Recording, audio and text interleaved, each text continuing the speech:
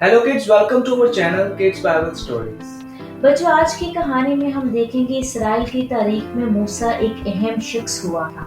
हम नहीं जानते कि गुलाम होना कैसा होता है और आजादी खोना क्या होता है। मिस्र एक बहुत ताकतवर मुल्क था। याकूब जो इसराइल कहलाता था मर चुका था। मिस्रियों ने उसकी नस्ल को अपना गुलाम बना लिया था। याकूब के 12 बेटों के खानदान बढ़ते बढ़ते बड़ी कौम बन गए। ये इसराइल के 12 कबीले कहलाए। इसराइलियों को अब्रानी भी कहा जाता था। तब एक नया बादशाह मिस्र पे हुकूमत करने लगा। वो यूसुफ के बारे में कुछ नहीं जानता था। उसने अपने लोगों से कहा, ये अब्रानी बहुत बढ़ गए हैं, किसी दिन ये हमें तकलीफ पहुंचा सकते हैं। वो जंग में दुश्मनों के साथ मिल सकते हैं और हमें शिकस्त दिला सकते हैं। हमें उनकी तादाद कम करनी चाहिए। इसलिए मिस्रियों ने जालिम लोगों को इसराइल पर हाकिम मुकर्रर किया कि उनको सख्त मेहनत मुशक्कत कराएं। अगरचे इसराइली बहुत मुसीबत में थे तो भी उनकी तादाद बहुत बढ़ गई।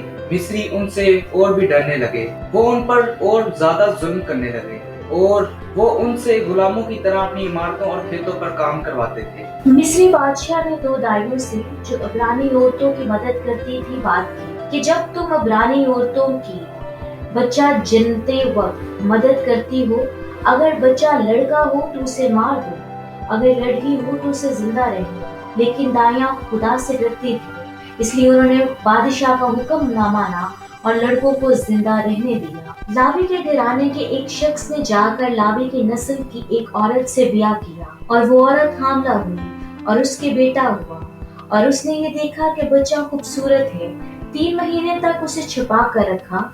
जब उसे मालूम हुआ कि इसे छुपा नहीं सकती तो उसने सरकंडों का एक टोकरा लिया और उस पर चिकनी मिट्टी और राल लगाकर लड़के को उसमें रखा और उसे दरिया के किनारे झाव में छोड़ आई। और उसकी बहन दूर खड़ी देख रही थी कि देखें उसके साथ क्या होता है। तब फराउन की बेटी दरिया पर गुस्ल करने आई और उसकी सहेलियां दरिया के किनारे किनारे टहलने लगी।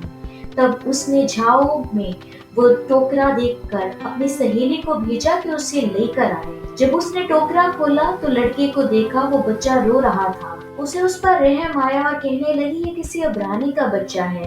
तब बच्चे की बहन दौड़ी हुई फिरौन की बेटी के पास आई और उसने फिरौन की बेटी से कहा, क्या मैं जाकर अब्रानी औरतों में से एक दाई तेरे पास बुला लाऊं जो तेरे लिए इस बच्चे की देखभाल किया करे।